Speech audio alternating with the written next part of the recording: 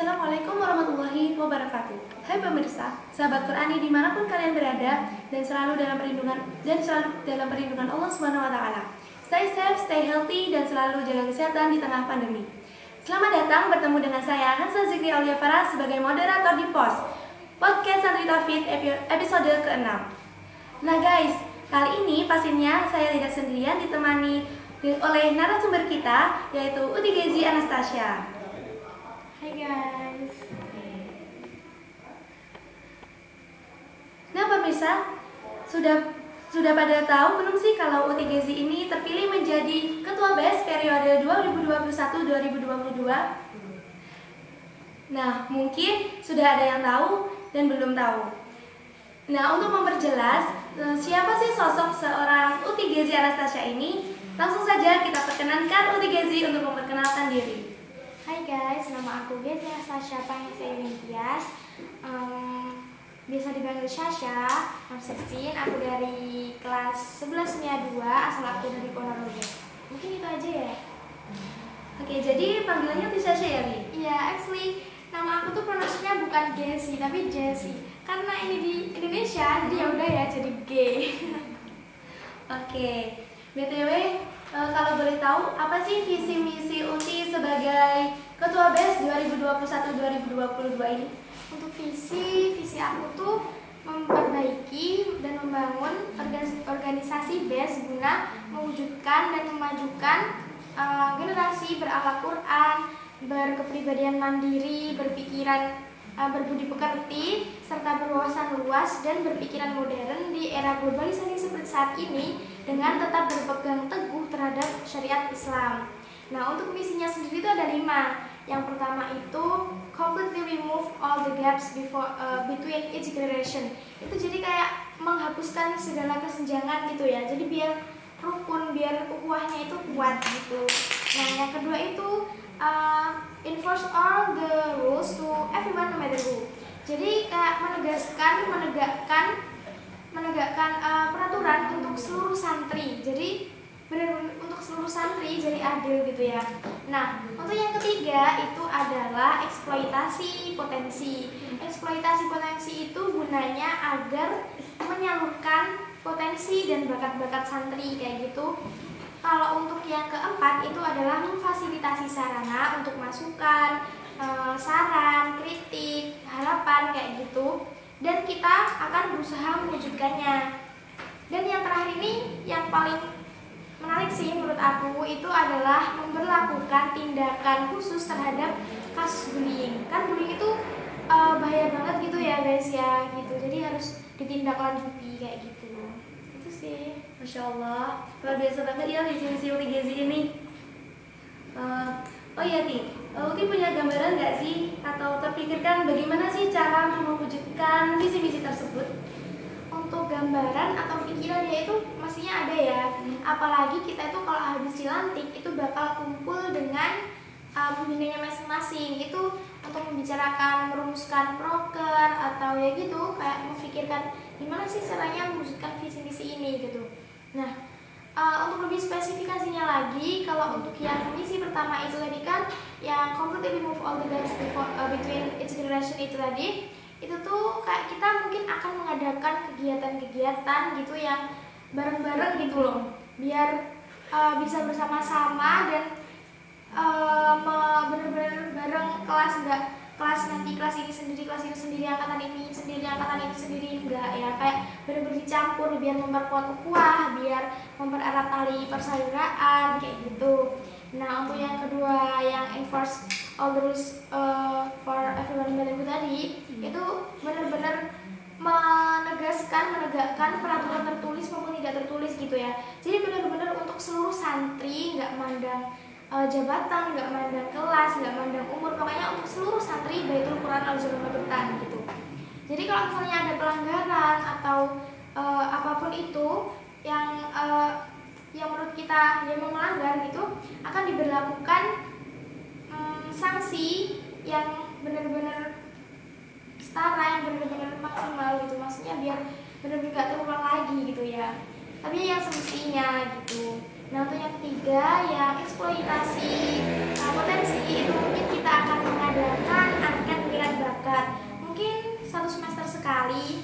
Jadi kita bakal tahu, oh santri ini itu tuh bakatnya ini, santri itu bakatnya itu. Jadi kalau misalnya ada lomba-lomba atau ajang-ajang apa gitu, kita bisa menyalurkan bakatnya kayak gitu. Jadi bakatnya, potensinya itu benar-benar tersalur, benar-benar berguna gitu.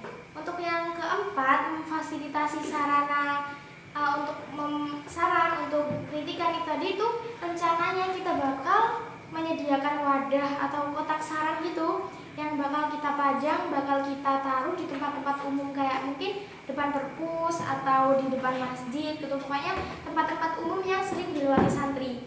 Jadi kalau misalnya mereka mungkin punya masukan, harapan atau kritikan, itu bisa dimasukkan ke situ tuh. Nah, nanti kita 2 minggu sekali mungkin kita akan buka kotaknya dan kita baca-baca, mungkin ada yang ini efisien nih, mungkin bisa kita usahakan gitu untuk terwujudnya saran itu tadi.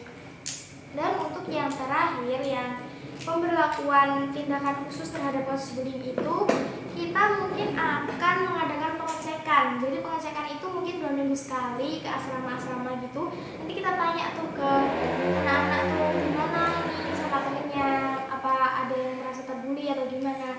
Kalau misalnya merasa terbully, langsung lapor aja. Kalau belum berani ke ustazahnya, mungkin ke mudabirohnya. Kan ada mudabiroh itu kayak pendamping asrama gitu ya, dari ibu-ibunya gitu. Jadi benar-benar biar langsung ketahuan gitu. Nah, terus ada evaluasi. Evaluasi itu kayak mungkin 1 bulan ini tuh kasus bullyingnya naik apa turun, apa datar aja atau malah hilang gitu ya, kayak gitu. Nah, terus yang terakhir itu mungkin akan diadakan sosialisasi setiap 1 bulan sekali. Jadi nanti sosialisasi ini benar-benar untuk memahamkan seluruh santri atas benar-benar bahayanya bullying gitu ya. Yang ngisi mungkin nanti juga dari kita sendiri, dari pengurus BES, atau mungkin kita juga bisa mendatangkan motivator dari luar gitu. Oke, ngomong-ngomong nih, sebenarnya dari dalam diri Ultigazi ini yakin nggak sih bisa mewujudkan visi misi segede itu? Kalau dibilang yakin, ditanya yakin, ya yakin ya harus yakin dong. Tapi namanya manusia, pasti ada di mana tuh masanya kayak, kok aku bisa sih buat visi misi segede ini, sesusah ini, gimana caranya aku mewujudnya, kayak ragu gitu ya. Nah, tapi ya aku mengatasi rasa itu, mungkin nanti aku bakal langsung ke ustazah pembina misalnya kayak gitu, terus aku minta motivasi, minta nasihat biar rasa itu segera hilang gitu, biar jadi yakin lagi. Jadi harus yakin, pokoknya harus yakin. Oke. Nah, Uti memilih, kira-kira ada pikiran nggak sih buat melakukan inovasi atau pembaruan di BES 2021 ini? Pembaruan mungkin kalau dilihat dari BES yang tahun lalu itu, yang tahun lalu ini itu udah bener-bener pro banget, udah bener-bener best banget sih, udah bener-bener best. Tapi mungkin ada sedikit yang perlu pembenahan atau perlu pelengkapan gitu ya. Soalnya kalau dulu itu kalau dulu itu ada kelas, atau maksudnya kalau pengurus BES itu kan anggotanya kelas 10-11 gitu ya. Nah, kalau dulu itu kelas 10 atau adik kelas itu masih kurang diberdayakan gitu.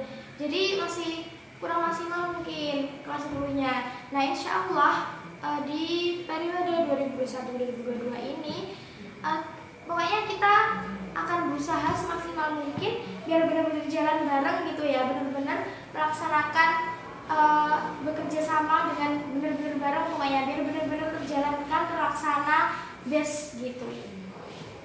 Oke. Ini kan sebelumnya UTGZ ini sudah berpartisipasi dalam organisasi BES kan. Nah, apa sih pesan dan kesannya selama menjadi anggota BES? Selama menjadi anggota BES, kalau dulu itu awal masuk kelas 10 semester pertama itu kan aku daring ya. Nah, itu masuk sini tuh bener-bener bingung, kok ada BES itu apaan gitu, kayak bingung gitu ya. Oh, ternyata BES itu organisasi kayak OSIS kayak gitu. Nah, tapi bener-bener masih bingung karena belum tahu gimana tuh cara kerja bagiannya dan belum tahu bagian aku sendiri gitu. Jadi kayak bingung gitu ya. Nah, untuk semester kedua aku tuh dapat bagian humas. Humas itu kayak foto-foto, dokumentasi, publikasi, pokoknya kayak publikasi ke medsos gitu loh. Nah, itu tuh aku bener-bener enjoy banget, bener-bener seneng banget soalnya emang bener-bener seru gitu. Bagian itu tuh seru banget sesuai passion aku gitu.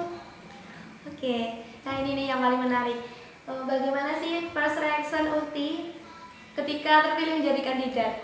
Kaget sih, bener-bener kaget. Loh, kok bisa, kayak aneh, kaget, bingung. Kagetnya itu kok bisa, kan kandidatnya 5 itu ya. Kandidat 5 itu yang 4 itu bener-bener pro, bener-bener kayak hebat banget. Kok bisa, kok disandingkan dengan orang-orang sahabat mereka gitu. Termasuk ini Ulti moderator ini juga termasuk kandidat ya guys. Nah, aku tuh emang bener-bener bingungnya itu kalau misalnya aku kepilih tuh, aku tuh bakal ngapain, apa yang bakal aku lakukan gitu ya. Kayak gitu, kayak bener-bener kaget dan bingung banget. Oke, selanjutnya harapan untuk BES kedepannya. Kalau harapan secara umum itu pastinya semoga bisa lebih baik dari yang sebelumnya gitu ya. Kalau bisa yang jadi yang terbaik gitu ya, yang terbaik dari yang terbaik gitu. Biar benar-benar berkesan di pondok, biar benar-benar bisa mewujudkan ya visi misi yang tadi itu gitu. Harapannya sih gitu. Kalau untuk lebih spesifiknya lagi, semoga per divisi, per bagan, per departemen itu bisa menjalankan amanahnya, bisa menjalankan misinya dengan benar-benar maksimal dan benar-benar baik sehingga bisa benar-benar berjalan BES.